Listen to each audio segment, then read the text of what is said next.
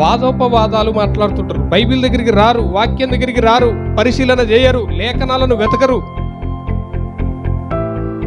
ఈ మతములో ఉన్నటువంటి మనుషులందరూ చివరికి నిత్య నాశనంలోనికి వెళ్ళిపోతారు.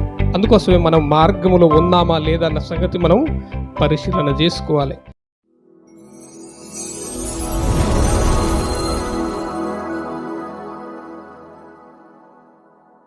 మాట చెప్పిండు.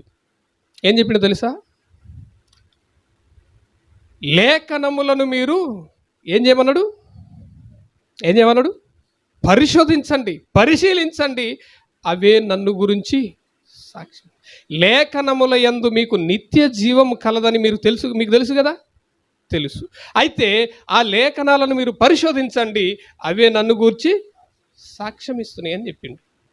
మరి ఈరోజు క్రైస్తవులైన వారు లేఖనాలను పరిశీలన చేస్తున్నారా? లేఖనాలు పరిశీలన చేయకపోతే నీవు క్రైస్తవుడు కాదు, నిత్య జీవము నీకు రాదు. లేఖనాలను నువ్వు పరిశీలన చేయకపోతే నీకు నిత్య జీవం అనేది లేదు. ఎందుకంటే ఇంకా నువ్వు మతంలోనే ఉన్నావు, మనుషుల మాటలనే నమ్ముతున్నావు కనుక నీకు నిత్య జీవం అనేది లేదు. ఒకసారి చూడండి, యేసుక్రీస్తు ప్రభువుల వారు చెప్పిన మాట చూడండి. యోహాను సువార్త 5వ అధ్యాయం 39వ వచనం. యోహాను సువార్త 5వ అధ్యాయం 39వ వచనం చదవండి.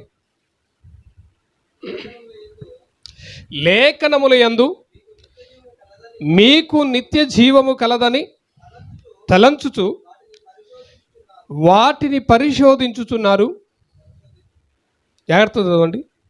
లేఖనముల యందు మీకు నిత్య జీవము కలదని మీరు వాటిని పరిశోధించుడి, అవే నన్ను గూర్చి సాక్ష్యమిస్తున్నవి అని చెప్పి యేసుక్రీస్తు ప్రభువుల వారు చెప్పిండు. కానీ ప్రస్తుతం క్రైస్తవులు పరిశీలనలో ఉన్నారా? బైబిల్ని ప్రతి వారం చర్చికి తీసుకొని పోవటం, మరలా తీసుకొచ్చి ఇంట్లో పెట్టడం, ఇంతే తప్ప బైబిల్ని చదివేవారు లేరు, పరిశీలన చేసిన వాడు అంతకంటే లేరు. ఇంకా పరలోకం ఎలా వస్తుంది, నిత్య జీవం ఎలా వస్తుంది?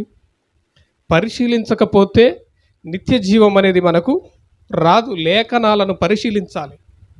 ఎలా పరిశీలించాలి అని అన్నప్పుడు దేవుడు ఏమి చేయమన్నాడో దాన్నే మనము చేయాలి. పాపము ఒక వ్యక్తికి ఎలా వస్తుంది?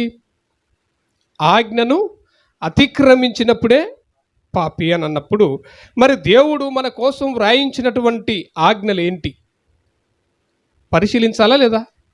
పరిశీలించకుండా, ఆజ్ఞలను తెలుసుకోకుండా మనం ఎంతకాలం మనుషుల మాటలు వినుకుంటా పోతే మన విశ్వాసం ఎవరి మీద కట్టబడుతుందో తెలుసా? మనుషుల జ్ఞానానుసారంగా మన విశ్వాసం ఉంటుంది.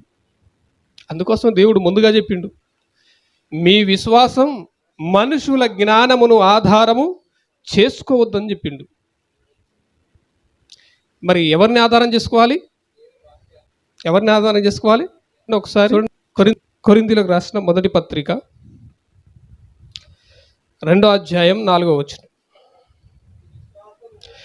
మీ విశ్వాసము ఇదేన్ని ఆధారం చేసుకోవద్దట? మనుషుల జ్ఞానమును ఆధారము చేసుకొనక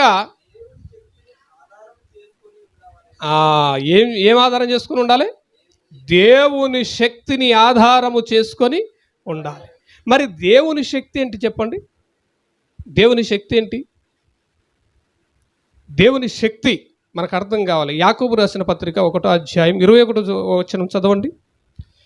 యాకోబు రాసిన పత్రిక 1వ అధ్యాయం 21వ వచనం చదివితే దేవుని శక్తి ఏంటో మనకు అర్థమవుతుంది. ఎందుకంటే మీ విశ్వాసము మనుషుల జ్ఞానమును ఆధారము చేసుకొనక దేవుని శక్తిని ఆధారము చేసుకొని ఉండాలి అని అన్నప్పుడు, మరి దేవుని శక్తి అంటే ఏంటి అని మనం దాన్ని తెలుసుకుందాం. యాకోబు రాసిన పత్రిక 1వ అధ్యాయం 21వ వచనం. అందుచేత సమస్త కల్మషమును విర్రవీగుచున్న దుష్టత్వమును మాని లోపల నాటబడి మీ ఆత్మలను రక్షించుటకు శక్తి కలిగిన వాక్యమును సాత్వికముతో అంగీకరించండి. సాత్వికముతో ఏం అంగీకరించాలి? శక్తి కలిగిన వాక్యం. ఇప్పుడు దేవుని శక్తిని ఆధారం చేసుకోమని చెప్పిండు కదా.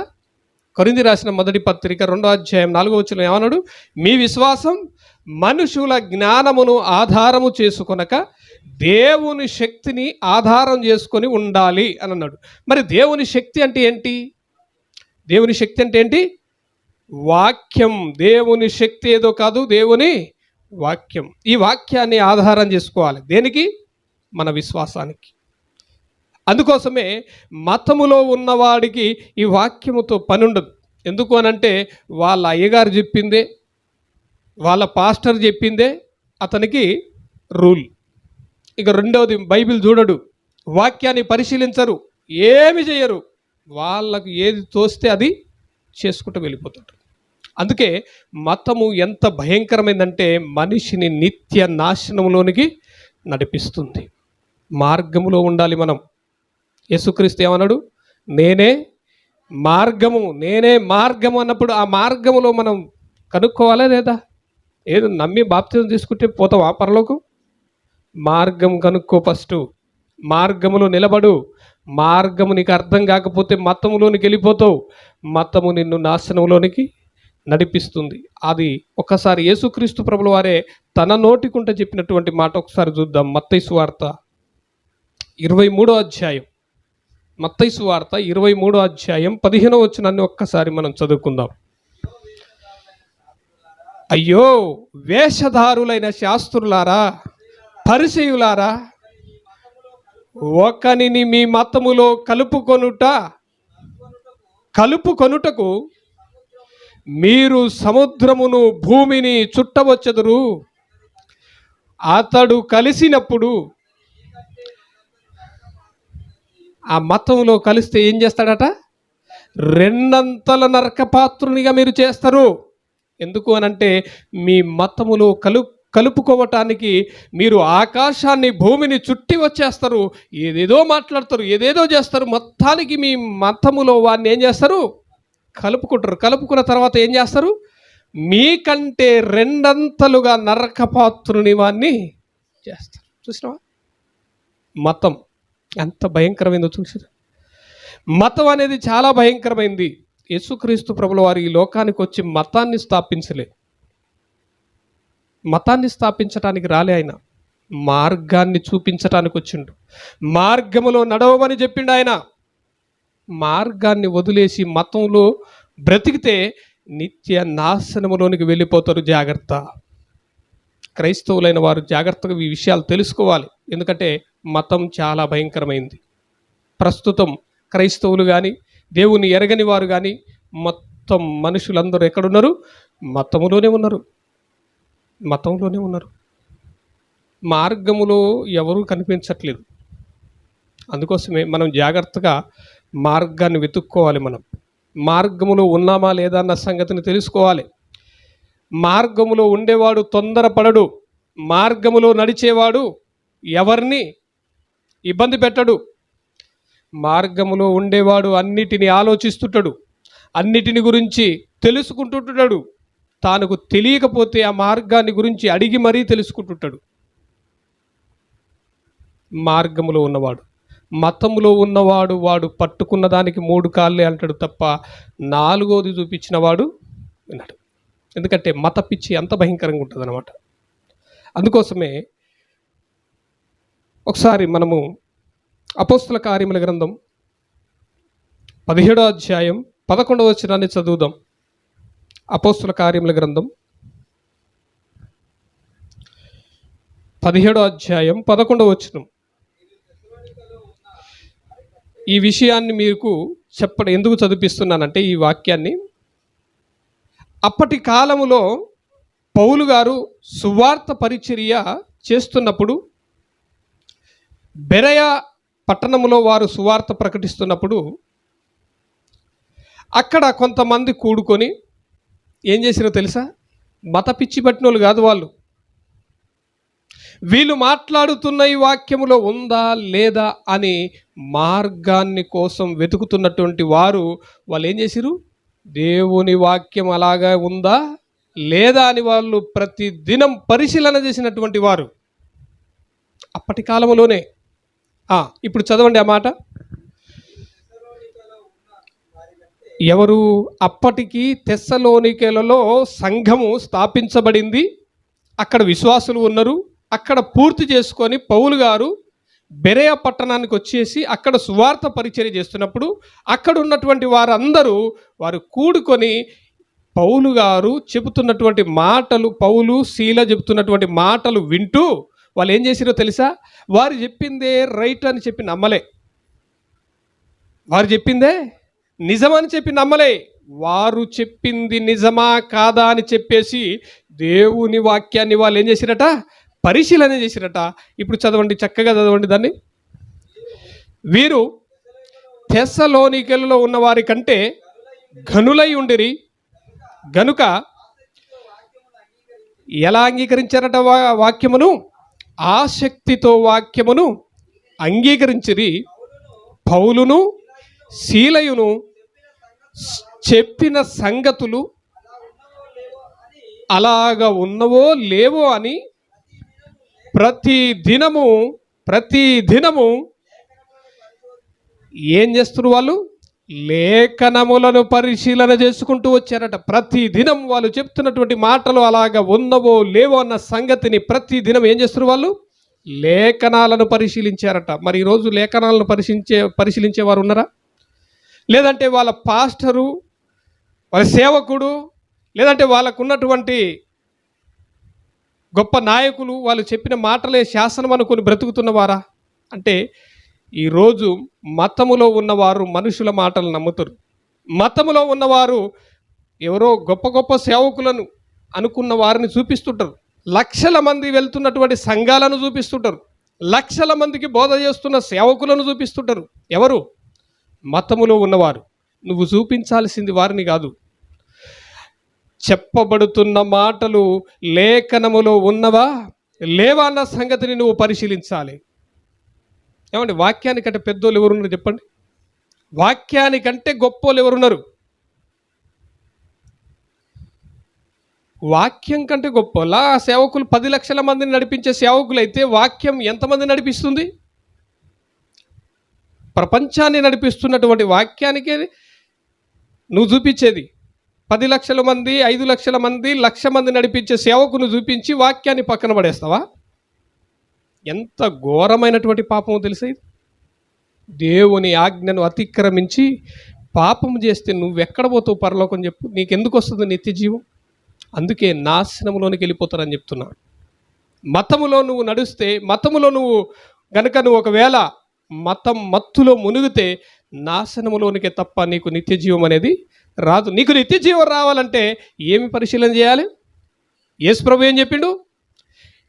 లేఖనముల యందు మీకు నిత్య జీవము కలదని తలంచుచు మీరు వాటిని పరిశోధించుచున్నారు, అవే నన్ను గూర్చి సాక్ష్యమిస్తున్నాయి అన్నాడు.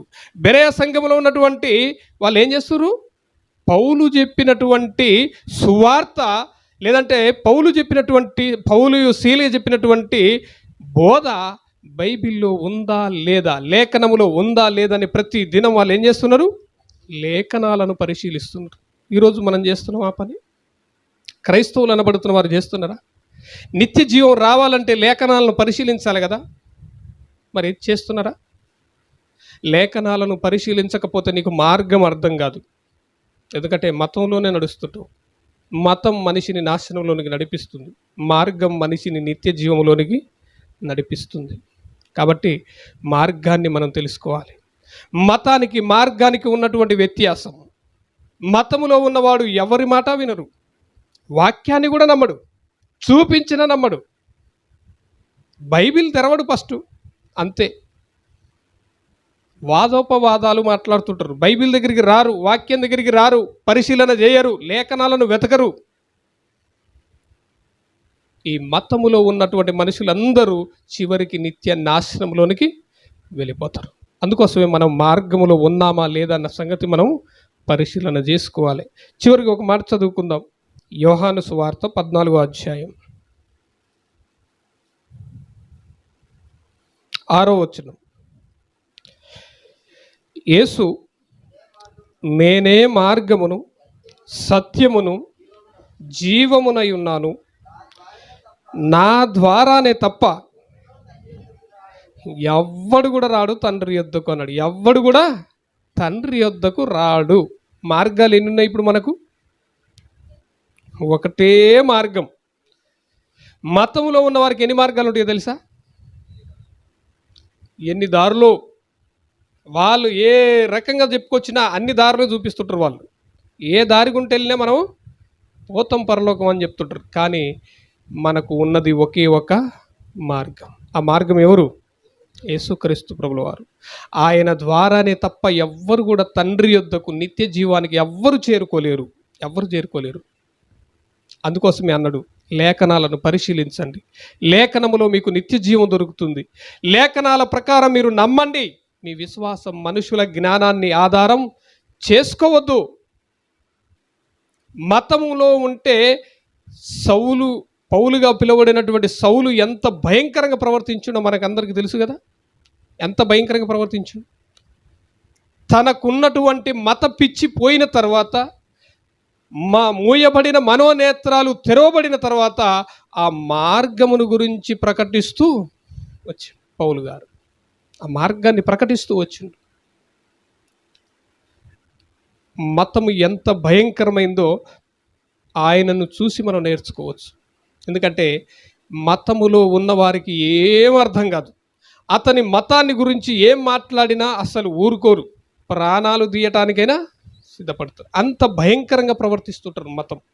అందుకోసమే ఈరోజు మతము, మార్గము ఈ రెండు మనకు అర్థం కావాలి. మతములో మనం ఎప్పటికీ చేరకూడదు, మార్గములో మనం నిలబడాలి. ఎందుకంటే మనకు తెలియకపోతే తెలుసుకోవటానికి మనం ప్రయత్నించాలి. లేఖనాలను పరిశీలించాలి. మనం చెప్పబడుతున్నటువంటి మాటలు లేఖనంలో ఉన్నాయా అని మనం నిత్య జీవం కావాలి కాబట్టి మనం ఖచ్చితంగా మనం లేఖనాలను పరిశీలించాలి. కాబట్టి ఈ సత్యాన్ని మనం తెలుసుకొని ప్రపంచంలో బ్రతుకుతున్న వారిని మనం వెలిగించాలి. వారు విన్నా వినకపోయినా చెప్పాల్సినటువంటి సత్యాన్ని మనము చెప్పాలి. కాబట్టి ఈరోజు మనము మత్తులో ఉండద్దు, మత్తులో మనము ఉండకుండా మార్గంలో ఉండాలని కోరుకుంటూ నా మాటలు ముగిస్తున్నాను. కళ్ళు మూసుకుందాం, ప్రార్థన చేసుకుందాం.